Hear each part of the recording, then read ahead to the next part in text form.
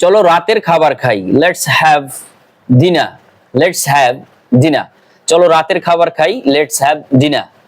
চলো একবার দেখা করে নেই, বা একবার চলো একবার দেখে নেই। Let's have a look.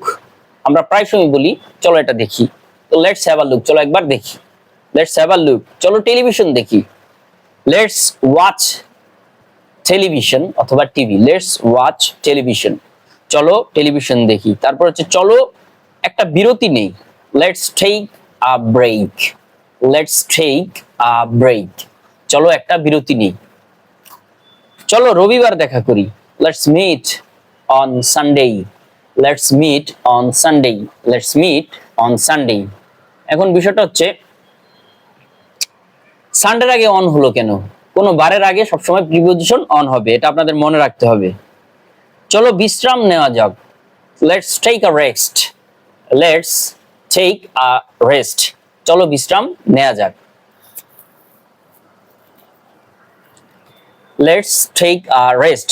এখন দেখেন এই ধরনের বাক্যগুলো, এই যে বাংলা বাক্যগুলো আমরা করলাম, চলো রাতের খাবার খাই, চলো একবার দেখা করি, চলো টেলিভিশন দেখি, চলো একটা বিরতি নেই, চলো রবিবার দেখা করি, চলো বিশ্রাম। এই ধরনের বাংলা বাক্যগুলোকে স্পোকেন ইংলিশ করতে গেলে বা ইংরেজিতে ট্রান্সলেশন করতে গেলে যে স্ট্রাকচারটা আপনাদেরকে অবশ্যই মনে রাখতে হবে বা ফলো রাখতে হবে, সেই স্ট্রাকচারটা হচ্ছে প্রথমে লেটস বসবে, তারপর হচ্ছে মূল ভার্বের ওয়ান বসবে, তারপরে যদি বাক্যের অতিরিক্ত অংশ থাকে সেগুলো বসবে। যেমন স্ট্রাকচারটা আমি দিয়ে রেখেছি, প্রথমে আমরা প্রথম সেন্টেন্সটা আমরা আপনাদেরকে বোঝানোর চেষ্টা করব। চলো রাতের খাবার খাই, তাহলে দেখেন প্রথমে বসবে হচ্ছে লেটস, তারপর হচ্ছে রাতের খাবার খাই। তো খাবার খাওয়ার ইংরেজি হচ্ছে হ্যাভ। তো রাতের খাবার হচ্ছে ডিনার, লেটস হ্যাভ ডিনার। চলো রাতের খাবার খাই। তারপর চলো একবার দেখা করি, বা চলো একবার দেখে নিই। তো চলো একবার দেখে নিই, এটা হবে কি? প্রথম স্ট্রাকচার অনুযায়ী বসবে লেটস, তারপর হচ্ছে দেখে নেওয়া বা কোনো কিছু দেখা, এক পলক বা একটুকু দেখে নেওয়া, এটার ইংরেজি হ্যাভ আ লুক।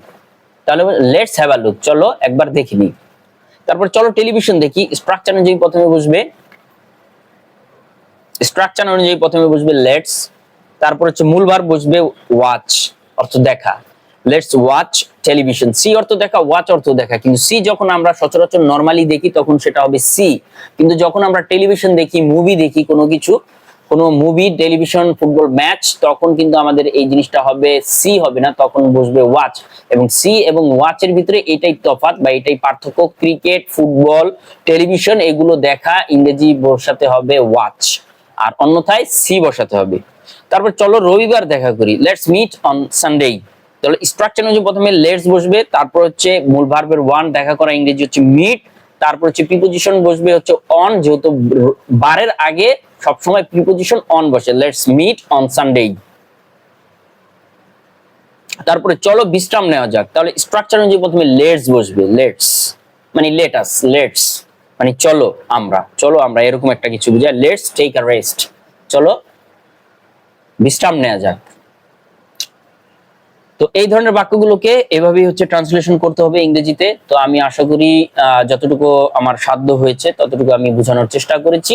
আপনারা যারা বুঝেছেন তাদের জন্য এই ভিডিওটা মনে করি ভালো, আর ভালো লাগলে অবশ্যই ভিডিওটা আপনারা চাইলে যাই কিছু করতে পারেন।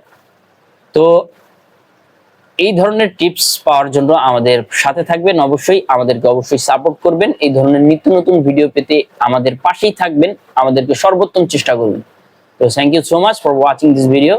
See you next with the new topics. Till then, take care of yourself.